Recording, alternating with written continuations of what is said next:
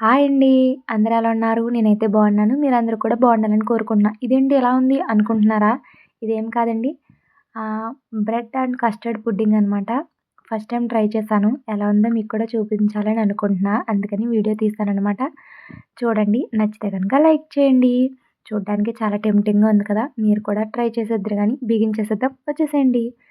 ముందుగా stove on చేసి ఒక 3 టేబుల్ స్పూన్ షుగర్ అయితే వేసుకొని ఒక కడాయిలో అయితే హీట్ చేసుకోవాలనమాట. అదెలా అంటే వాటర్ అలాంటివి ఏమీ వేయకుండా ఈ విధంగా మెల్ట్ అయ్యేంత వరకు అంటే క్యారమెల్ ఉంటుంది కదా! క్యారమెల్‌లా తయారు చేసుకోవాలి. చూస్తున్నారు కదా! షుగర్ అంతా మెల్ట్ అయిపోయి కలర్ చేంజ్ అయ్యేంత వరకు జస్ట్ అలా మెల్ట్ అవ్వనిస్తే సరిపోతుందనమాట. ఇప్పుడు దీన్ని మనం దేనిలో అయితే కస్టర్డ్ పుడ్డింగ్ తయారు చేయాలనుకుంటున్నామో ఆ బౌల్‌లో అయితే ఈ క్యారమెల్‌నంతా మనం తీసుకోవాలనమాట. తీసుకొని మొత్తం ఆ బౌల్ నిండా ఈక్వల్‌గా స్ప్రెడ్ చేసుకోవాలి.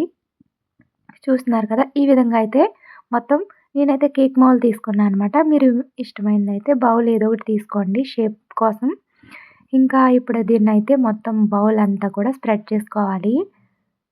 ఈ విధంగా అయితే స్ప్రెడ్ చేసుకున్న తర్వాత మనం ఇంకా పుడ్డింగ్ కావాల్సిన ఆహ్, రెసిపీ కోసమైతే రెడీ చేసుకుందాం. నేనైతే 3 స్లైసెస్ బ్రెడ్ అయితే తీసుకున్నా అనమాట. ఇంకా ఎడ్జెస్ ఈ విధంగా అయితే కట్ చేసుకొని వాటిని చిన్న చిన్న పీసెస్ కింద కట్ చేసుకొని మిక్సీ జార్‌లో వేసుకున్నాననమాట. మీ ఇష్టమండి. మీరెంత క్వాంటిటీలో చేసుకుందాం అనుకుంటున్నారో అంత క్వాంటిటీలో అయితే చేసుకోవచ్చు. ఇంకా దీనిని మిక్సీ జార్‌లో అయితే వేసేసుకొని ఒక 3 టేబుల్ స్పూన్ వరకు కస్టర్డ్ పౌడర్ ఉంటుంది కదా! కిరాణా షాప్‌లో అమ్ముతారనమాట. మీరొకసారి ట్రై చేయండి. నేను 3 టేబుల్ స్పూన్ వరకు కస్టర్డ్ పౌడర్ తీసుకున్నా. అలాగే 2 టేబుల్ స్పూన్ లేదా 3 వరకు అయితే షుగర్‌ని కూడా యాడ్ చేసుకున్నాను. తర్వాత ఇందులో ఒక హాఫ్ లీటర్ వరకు మిల్క్‌ని కూడా వేసుకొని మనకి నచ్చితే కనుక వెనిలా ఎసెన్స్ ఉంటే అదేసుకోవచ్చు. లేకపోతే యాలకుల పౌడర్ అన్నా లేకపోతే యాలకులన్నా వేసుకోవచ్చనమాట. ఈ విధంగా ఆపుతూ ఆన్ చేస్తూ ఈ విధంగా అయితే లిక్విడ్ మన కేకు బ్యాటర్ ఉంటుంది కదా! అలా అయితే తయారు చేసుకున్నా అనమాట. ఇప్పుడు ఈ మిశ్రమాన్నంతా మనం ముందుగా క్యారమెల్ తయారు చేసి పెంచుకున్న బౌల్‌లోకైతే వంపేసుకోవాలి.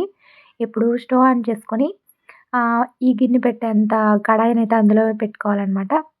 స్టవ్ మీద పెట్టుకొని ఇంకా మనం ఇడ్లీ వండుతాం కదా! ఆ విధంగా అయితే వాటర్‌లో బాయిల్ చేసే విధంగా అడుగున ఏదైనా లిడ్ లాంటిది పెట్టుకొని వాటర్ వేసుకొని దానిపైన మనం ఈ యొక్క కేక్ మౌల్డ్‌నైతే ఫిక్స్ చేసుకొని దానిపైన ఒక బౌల్ పెట్టుకోవాలనమాట కదలకుండా. ఇంకా తర్వాత దానిపైన మనం కావాల్సినటువంటి మూతైతే ఈ విధంగా అయితే పెట్టేసుకోవాలి. చూస్తున్నారు కదా! ఒక 25 లేదా 30 మినిట్స్ వరకు లో ఫ్లేమ్‌లో పెట్టి ఉడికించుకుంటే ఈ విధంగా అయితే ఉడికిపోతుంది. ఎక్కడ అంటుకోకుండా పగుళ్ళేమీ రాకుండా బాగా ఉడుకుతుందనమాట.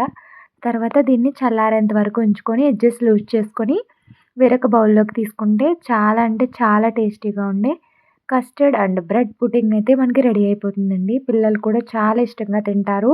అంటే ఇది కస్టర్డ్ పౌడర్ కాబట్టి ఐస్ క్రీమ్ ఫ్లేవర్ వస్తుంది. అందుకు తినడానికి కూడా చాలా టేస్టీగా ఉంటుందనమాట. నేనైతే ఫస్ట్ టైమ్ ట్రై చేశాను. ఇంకా మా పాప స్కూల్ నుంచి వచ్చిన వెంటనే పెట్టారనమాట. తనైతే కేక్ అని చెప్పి తినేసింది. చాలా టేస్టీగా ఉంది. ఎవరైనా తినొచ్చండి. పిల్లల నుంచి పెద్దవాళ్ళ వరకు ఎవరైనా తినొచ్చు.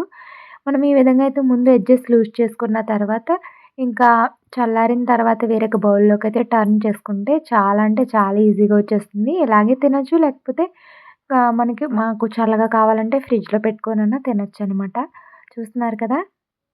చల్లారిన తర్వాత అయితే ఇంకా చాలా టేస్టీగా ఉంటుంది. ఇంకా మీ ఇష్టం అనమాట. ఫ్రిడ్జ్‌లో అన్నా పెట్టుకోవచ్చు. లేకపోతే అలాగే బయట ఉంచేస్తే చల్లారిన తర్వాత టర్న్ చేసుకుంటే ఎంతో టేస్టీ అండ్ యమ్మీగా ఉండే ఇంకా కస్టర్డ్ బ్రెడ్ పుడ్డింగ్ అయితే రెడీ అయిపోతుందనమాట. మనకి నచ్చిన పీసెస్‌లో అయితే కట్ చేసుకోవచ్చు. చూస్తుంటేనే నోరు ఊరుతుంది కదండీ!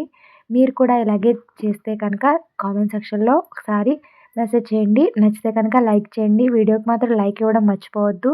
చాలామంది చూసి వెళ్ళిపోతున్నారు. Thank you for watching. Like చేయడం మర్చిపోవద్దు. థ్యాంక్ యూ అండి. Bye bye.